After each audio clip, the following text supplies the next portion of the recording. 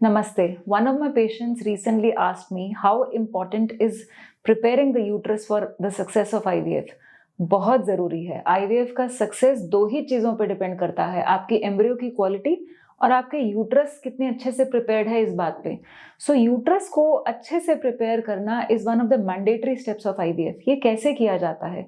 आपको पीरियड आने के दूसरे तीसरे दिन से ईस्ट्रोजन की कुछ टैबलेट्स दी जाती हैं। So hormonal preparation is a first step जिससे यूट्रस की लाइनिंग थिक होना शुरू होती है। फिर उसकी थिकनेस चेक करी जाती है। सो एंडोमेट्रियल थिकनेस यूजुअली हम कहते हैं 7 से 11 मिलीमीटर के बीच में होनी चाहिए।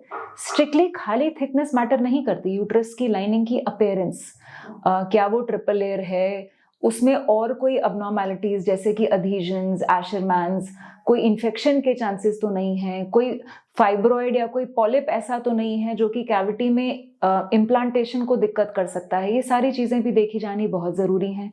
अगर ऐसी कोई प्रॉब्लम हो उनको ट्रीट किया जाता है। इन्फेक्शंस के लिए हम एंटीबायोटिक्स देते हैं, जो कि टीबी के केस में टीबी की मेडिसिन या नॉन ट्यूबरकुलर एंटीबायोटिक्स भी हो सकते हैं।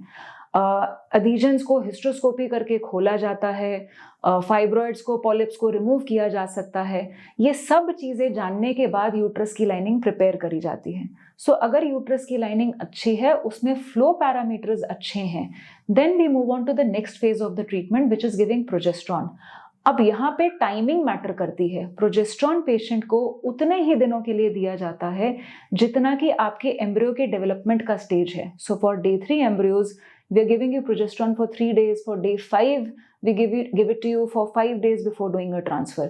इसलिए यूट्रस का ठीक से तैयार किया जाना ट्रांसफर के लिए बहुत ज़रूरी है। हम कभी भी उठ के ट्रांसफ़र नहीं कर सकते।